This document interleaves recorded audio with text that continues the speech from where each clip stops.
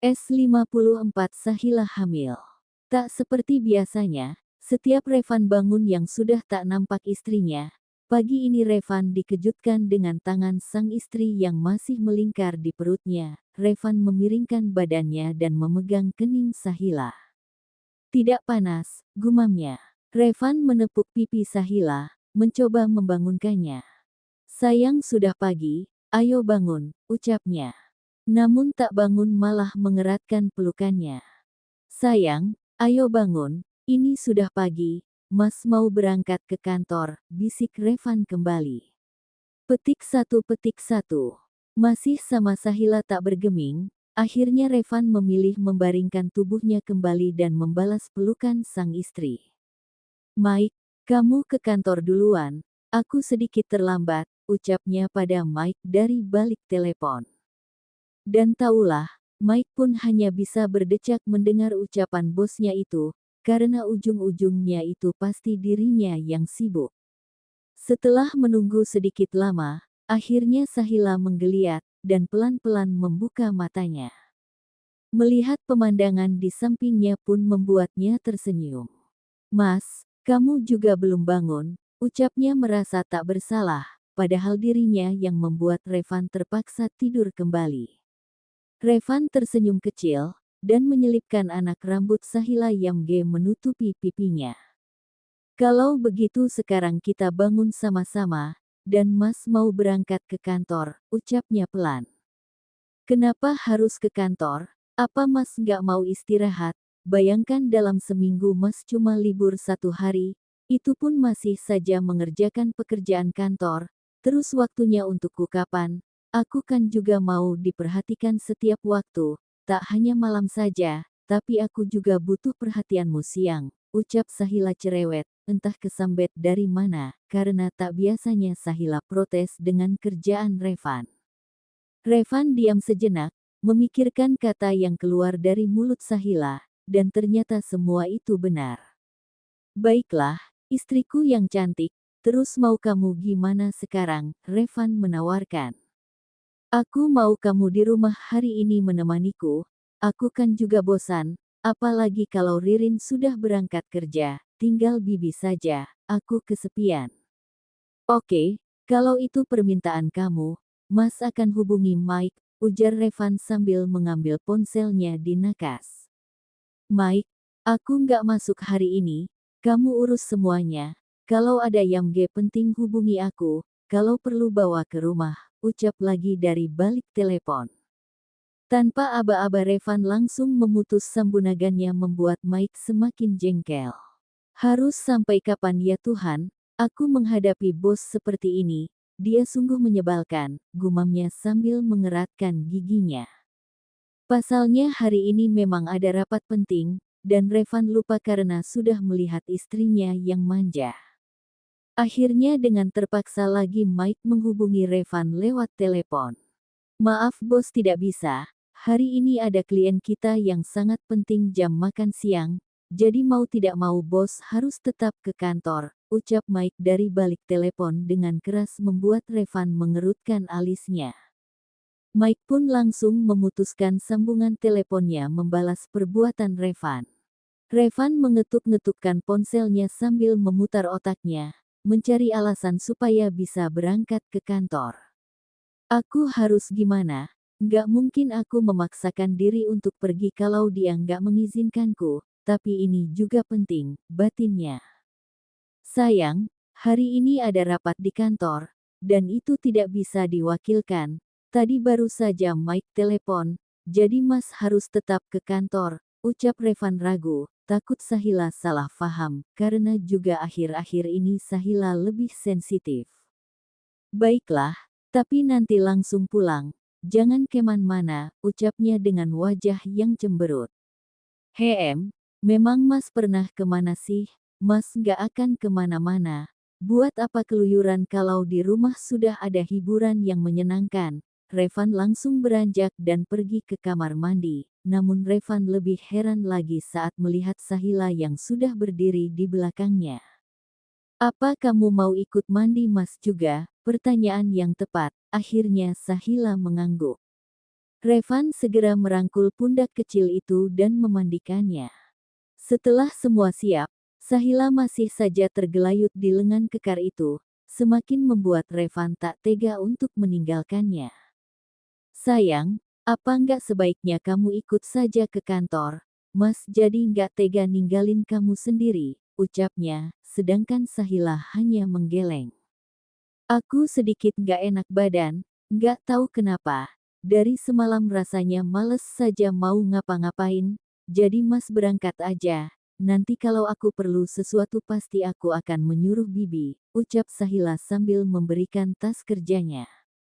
Apa perlu kita ke rumah sakit? Tanya Revan memastikan, karena khawatir melihat wajah Sahila yang sedikit lesu dan pucat. Sahila menggeleng, akhirnya ciuman terakhir dari Revan mendarat di kening, pipi, dan bibir Sahila sebagai tanda perpisahan. Kalau masih nggak enak badan kamu di kamar aja, jangan kemana-mana, Mas berangkat dulu. Sahila hanya mengangguk-anggukkan kepalanya merelakan Revan untuk pergi. Sahila masuk kembali ke rumah setelah melihat mobil Revan sudah menghilang. Non mau makan sekarang?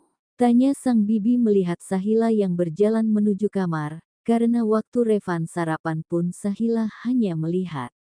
Sahila menggelengkan kepalanya, nanti aja Bi, sekarang aku belum lapar, ujarnya dan melanjutkan jalannya.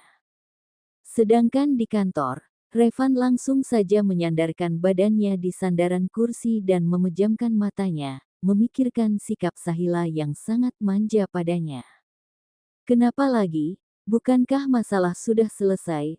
Tiba-tiba suara berat menghampirinya, siapa lagi kalau bukan sekretarisnya yang berani masuk tanpa seizinnya. Revan menghela nafas dan membuka matanya. Aku heran dengan istriku pagi ini. Dia sangat manja, dan aku juga sedikit nggak tega meninggalkannya. Dia sangat kesepian, aku kasihan sama dia, mungkin saja selama ini memang dia menutupi kesedihannya soal bayi, tapi aku nggak bisa berbuat apa-apa, ingin rasanya aku mengutuk diriku sendiri Mike, aku takut kalau sampai dia putus asa hidup denganku, segala cara sudah aku lakukan untuk membuatnya lupa soal bayi. Tapi setiap mendengar dan melihat sahabatnya itu hamil, pasti dia teringat dirinya sendiri yang belum bisa memberiku anak. Ucapan Revan kali ini serius yang sedikit menyayat hati. Meskipun dirinya tak pernah mengungkit masalah bayi, tapi Sahila lah yang selalu menyinggung soal bayi. Setiap rumah tangga memang punya masalah yang berbeda. Aku yakin bos dan Nona pasti bisa melewati semua ini, dan yakinlah keterlambatan Nona hamil ini pasti ada hikmahnya, seperti bos yang terlambat mencintai Nona, ucap Mike santai sambil merapikan file-file di depannya. Kamu benar, bahkan dia tak punya celah sedikit pun untuk berbuat kesalahan, dan aku beruntung menikahinya di saat aku sudah tak membencinya, kalau saja waktu itu aku langsung menikahinya. Mungkin penyesalanku sudah tak berguna, Revan dengan santai pun memberi jawaban untuk Mike.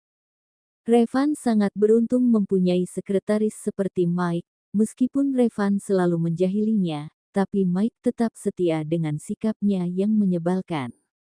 Saat rapat berlangsung tiba-tiba saja Revan keluar dari ruangan tanpa meninggalkan pesan apapun, setelah mendapatkan telepon entah dari siapa. Dengan cepat Mike menggantikan posisinya, untung saja semua klien memahami, dan tak banyak protes dengan sikap Revan. Akhirnya Mike menyelesaikan tugas Revan dengan sangat sempurna. Mike bingung dengan sikap bosnya kali ini, tak biasa meninggalkan rapat penting seperti ini. Beberapa kali Mike menelponnya pun Revan tak mengangkat meskipun tersambung. Mike hanya bisa mondar-mandir di ruangannya memikirkan apa yang terjadi sebenarnya. Ada apa dengan bos? Kalau nggak penting, tidak mungkin dia terlihat resah seperti itu. Apa terjadi sesuatu dengan Nona? Gumam Mike. Sedang di perjalanan Revan tak peduli lagi dengan keselamatannya. Revan melajukan mobilnya sekencang-kencangnya. Pikirannya pun penuh dipenuhi penyesalan karena sudah meninggalkan Sahila.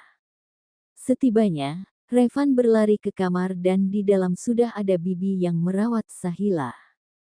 Ya, saat rapat berlangsung Revan mendapat telepon dari Bibi kalau Sahila pingsan. Revan mendekati tubuh mungil itu dan memeluknya. Rasa bersalah menyelimuti hatinya. Maafkan Mas, Mas nggak tahu kalau kejadiannya seperti ini. Sayang bangunlah.